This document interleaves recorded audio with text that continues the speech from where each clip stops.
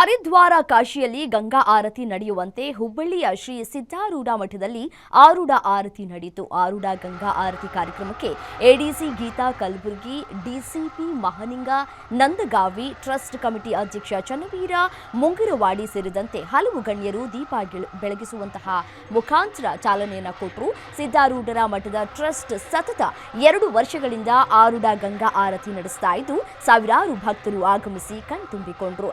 ಅರ್ಧ ಗಂಟೆಗಳ ಕಾಲ ಆರೂಢ ಗಂಗಾ ಆರತಿ ಮಾಡಲಾಯಿತು. ಆರತಿ ಕಾರ್ಯಕ್ರಮಕ್ಕೆ ಗಣ್ಯರು ಸೇರಿದಂತೆ ಭಕ್ತರು ಹರ್ಷವನ್ನು ವ್ಯಕ್ತಪಡಿಸಿದರು.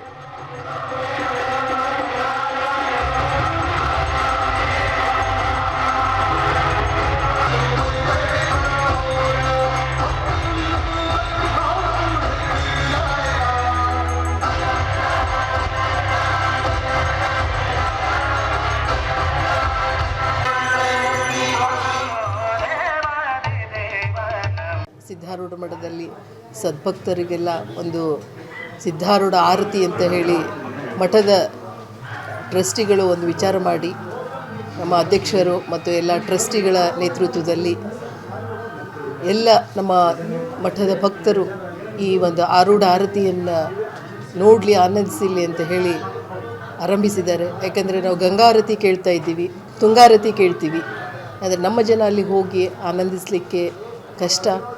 ಹಾಗೆ ಇಲ್ಲಿ ಹೋದ ಸಲ ಒಂದು 40,000 ದಿನದಂದು ಅಂದಾಜು 30ರಿಂದ 40,000 ಸದ್ಭಕ್ತರು ಆಗಮಿಸಿ ಈ ಆರತಿಯಲ್ಲಿ ಪಾಲ್ಗೊಳ್ತಾ ಇದ್ದಾರೆ.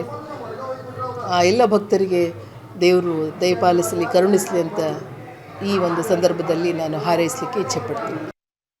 ಆರೂಢ ಆರತಿಯನ್ನು ನಾವು ಮಾಡ್ತಾ ಇದ್ದೀವಿ. ಇದೊಂದು ಬಹಳ ಅಭಿಮಾನದ ಸಂಕೇತ ಅಂತ ನಾನು ಹೇಳಲಿಕ್ಕೆ ಇದ್ದೀನಿ. ಎಲ್ಲ ಭಕ್ತರು ಸದ್ಭಕ್ತರು ಬಹಳ ಪ್ರೀತಿಯಿಂದ ಇದನ್ನು ಅಭಿನಂದಿಸಿದ್ದಾರೆ. ಎಲ್ಲರಿಗೂ ಕಾಶಿ ಅಥವಾ ಎಲ್ಲರಿಗೂ ಹೋಗಿ ಆ ಗಂಗಾ ಆರತಿ ನೋಡಲಿಕ್ಕೆ ಆಗೋಲ್ಲ. ಅದಕ್ಕೆ ಆ ಉದ್ದೇಶದಿಂದ ನಾವೆಲ್ಲರೂ ಆ ಕಾಶಿಯ ಗಂಗಾ ಯಾತ್ರೆ ಥರ ನಾವು ಇಲ್ಲಿ ಶ್ರೀ ಸಿದ್ದಾರೂಢರ ಆರೂಢ ಆರತಿ ಅಂಥೇಳಿ ನಾವು ಪ್ರಾರಂಭ ಮಾಡಿದ್ದೀವಿ.